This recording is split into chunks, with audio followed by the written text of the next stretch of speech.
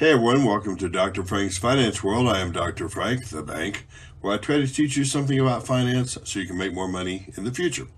We are starting a new part. It's valuation, which is pretty interesting. And really, the beginning of it starts with something called anomalies, which, of course, are events that happen more often than fate or statistics suggest they would. But really, a lot of the anomalies is, at least in my opinion, something that I would think of as regression to the mean, something that has gotten out of whack, that the market will correct back, and that people don't necessarily recognize every single time out there. It's also another way to look at where money flows. I think money does tend to flow towards, at any given point in time, value stocks or growth stocks or small stocks or whatever. So we'll go over a bunch of those tonight, and we'll talk about what they mean. So if the markets are indeed not normal and or efficient, then it's really worth taking a look at what might not be efficient about it. To me, it's all about trying to learn a little bit and put the probabilities in your favor. So the first one I wanted to go to is discussing from Investopedia,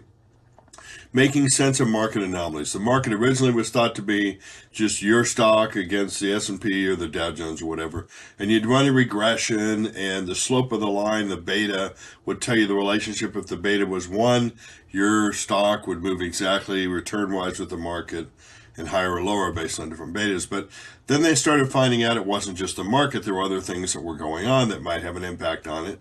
And so they started looking at these anomalies. It became a big research thing, and probably still is somewhat today. We'll see that out there. But some of the more popular ones out there are what they call calendar effects.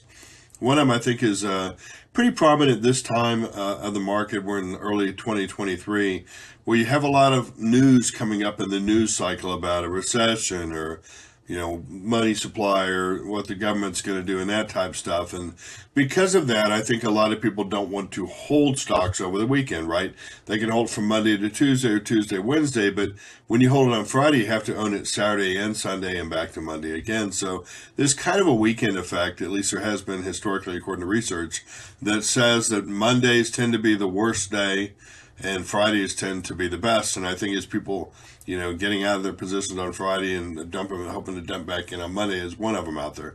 Another one that makes a lot of sense to me is called the turn of the month effect.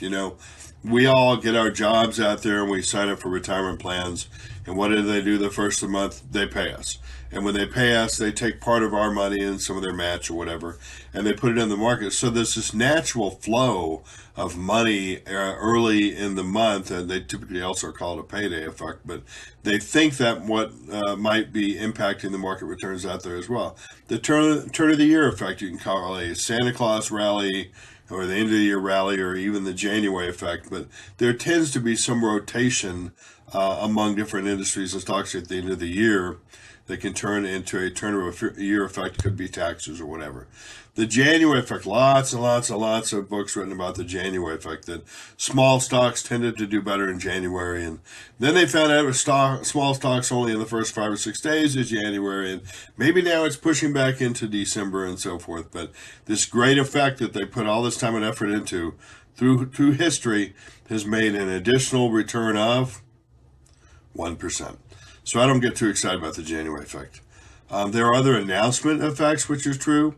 You could especially see this when I was growing up. The 80s and 90s were pretty prevalent, and you saw Walmart stock would go up to 80 or 100 and it was split, and it would go up to 80 or 100 and split. And every time they announced a split, what you expect to happen for a 2-for-1 split, let's say it was $100, is it would go from 100 to 50, and now you would own 2 shares.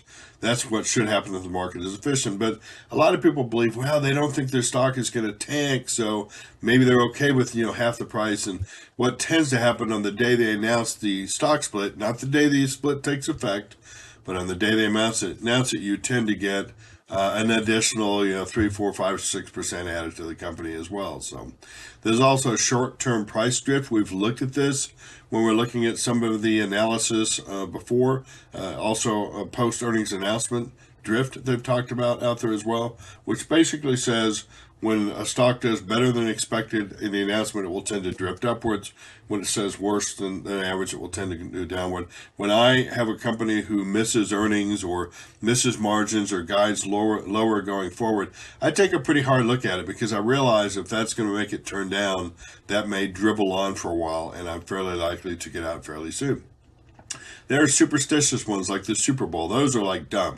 And now you're talking about the difference between correlation and causation. Just because the AFL League wins and the market has gone up in the past, there's no reason why somebody marching up and down a football field should have an impact on the market. Or the hemline. Basically, when hemlines were high and people were excited about things, the market would do well. And when hemlines were low and they were hiding everything, the market would do bad. Or the aspirin is another one out there. The question really is, and this is a great question, do the anomalies persist? Because that's how you're going to make money over time if they actually continue on, and how you possibly profit from it. So another article, I can go back to PowerPoint and show you, but is this Investor Home. One of my favorite, if you want to check that out, and I think it's my favorite at least.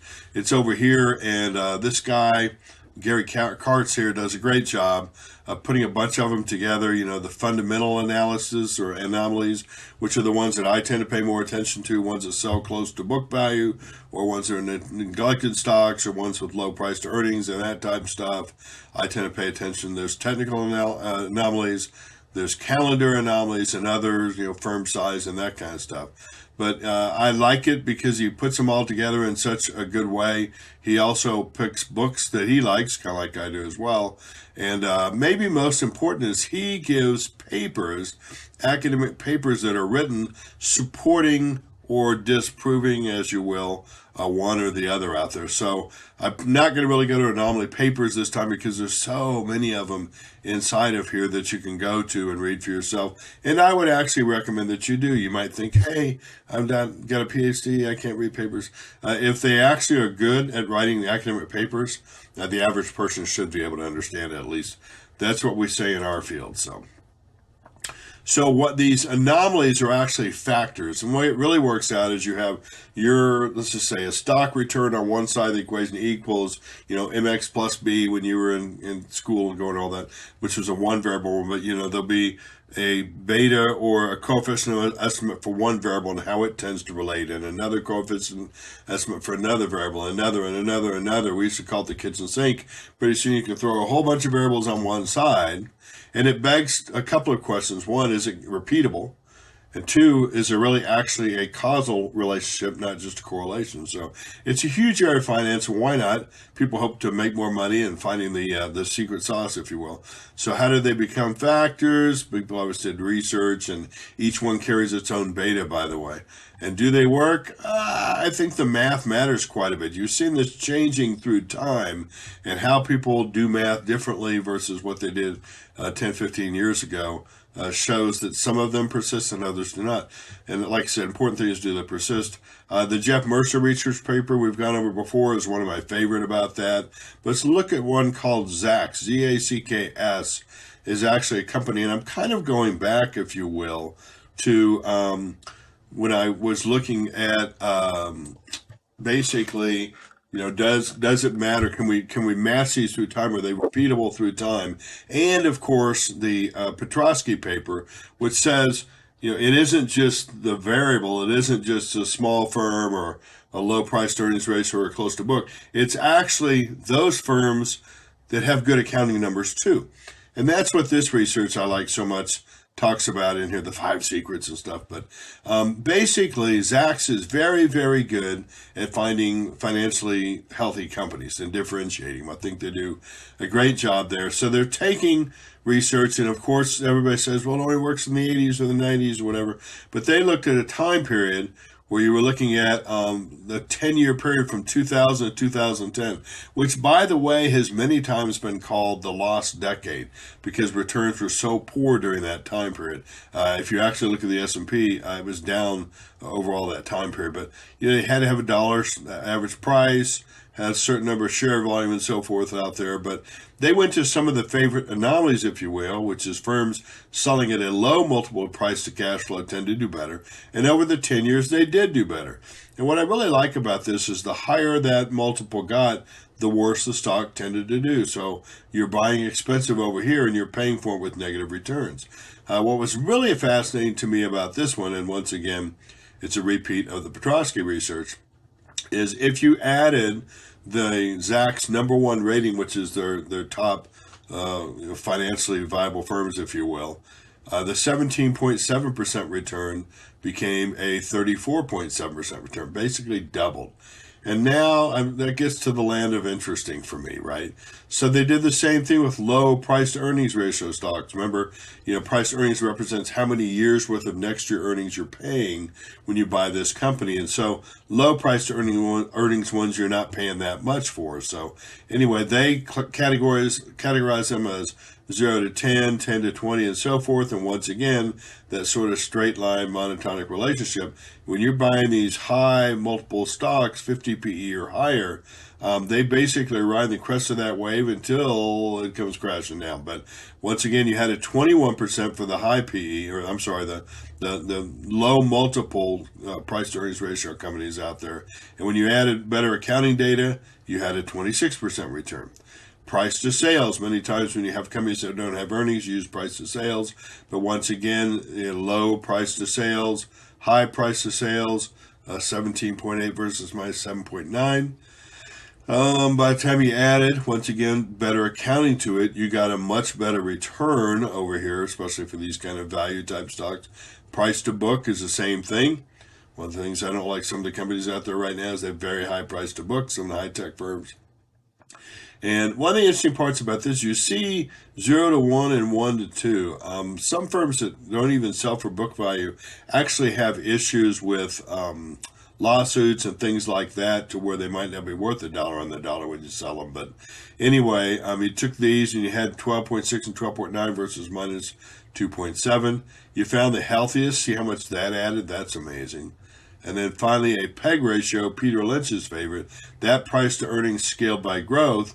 Low PEG ratio firms did well, high PEG ratio firms did not. And by the way, you can screen for these inside of FinViz. That's a link on the website too, drfranksfinancialworld.com.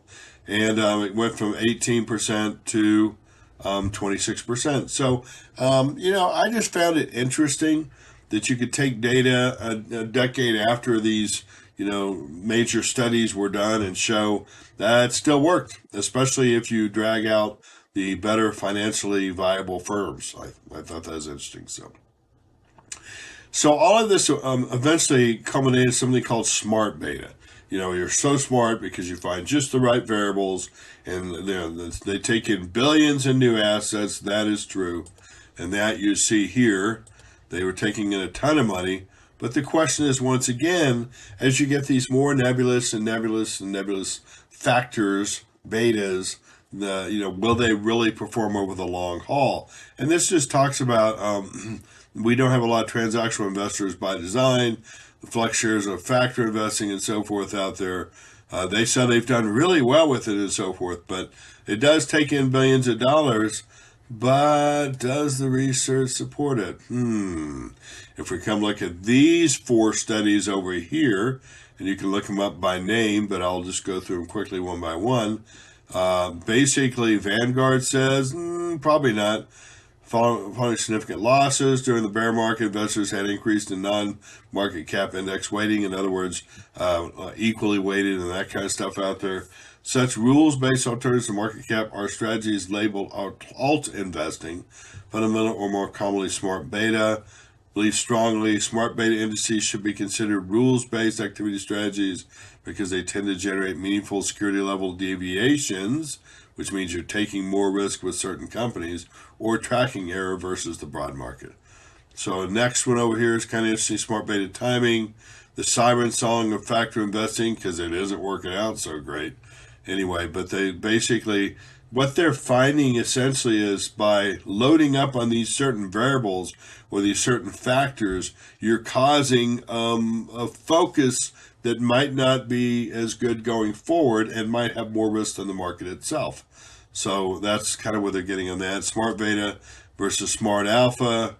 Journal Portfolio Management is an excellent journal out there, but you can kind of read through it, and this so-called, they say reach 6 trillion in the next 5 years. Didn't reach 6 trillion because people didn't do as well with it, but aims to outperform the capitalization weighted through alternative weighting methods such as size, value, momentum, or low volatility. What's interesting is when you look 5 years out, if you go to CoiFin, Down in the middle on the bottom, it has factors, and it does it on a daily basis, but there's a little bitty box. You can make it go up, and it opens up, and you can go by different years. By the time you get out to 5 years, the factor investing has been pretty much a failure. So, and then finally, smart beta really so smart? Malkiel is an excellent researcher out there, by the way, at Princeton University and so forth. And the trick is to tilt it in favor anyway. Read through, and what you'll find, he'll say basically the same thing. Are we just loading up on some factors that actually are taking more risk and not performing? And the answer is research suggests that's true. So, anywho, there is one aspect of it, by the way, that I would consider, to be honest with you, and that's these high versus low beta exchange traded funds. So people have put together these little mutual fund type things, ETFs, that actually are higher beta companies or lower beta companies. And so here's the general idea, right? You get a bunch of companies that have beta of 1.5, 2.5, 3.5, and have and what that means is let's say you found a whole group of them that had a beta of 3. What that means is for a 1% up in the S&P, your group of stocks would, in theory, at least historically suggest, it would go up 3%. So kind of like triple ETFs do the similar type thing. But the bottom line is if you think about it from an investor standpoint, if you thought the market was going to go up, you want to be in high beta ETFs, actually. And if you thought the market was going to go down, but you wanted to still be in stocks, you'd want to be in low beta ETFs. And actually, that is possible. There it is. Look at that dollar bill flexing its muscles and so forth. I don't know that you can time the market very easily, but I will say that it is something to at least consider from a strategy. One of your non-core, one of your satellite strategies, maybe tilt a little bit more towards the high beta ones when the market's really getting beat up and looks like it might come back. One possible strategy for you out there. Anywho, so the books, 5 Rules for Successful Stock Investing, Pat Dorsey, love them, did a great job of it out there. The New Money Master, John Train, goes over a lot of different investors I think are very cool, and you'll, I think, appreciate the different perspectives they have. The research, we've already talked about it, and then just what we always do with the investors I work with is I suggest that we do a top-down, look at what we think the market is going to do, and sort of focus on certain sectors of the economy versus others, ones that if we indeed have a recession or a rolling recession, we think would be less impacted. And then we use our DCF and multiples analysis, price to earnings, price to book, price to sales, EV to EBITDA, that kind of stuff, some of which is based on anomalies. When you buy low price to book companies, you're buying companies that you hope are essentially value firms and might provide a little cushioning if the market doesn't do as well, which is sort of where we are right now, at least in our investors. Anyway, so there are some anomalies that go with that. And then technical analysis, which is a whole part of this investment stuff that we've done before, is not, it's a thought, is it expensive now or not, but it's not a primary driver of forming a portfolio, period. We suggest buy and hold, not forever, but at least over a period of time until the economy says something different. So don't forget to send emails and comments, please, or stuff to Ask Dr. Frank. Appreciate you taking your time. Have a great day. See you later. Bye-bye.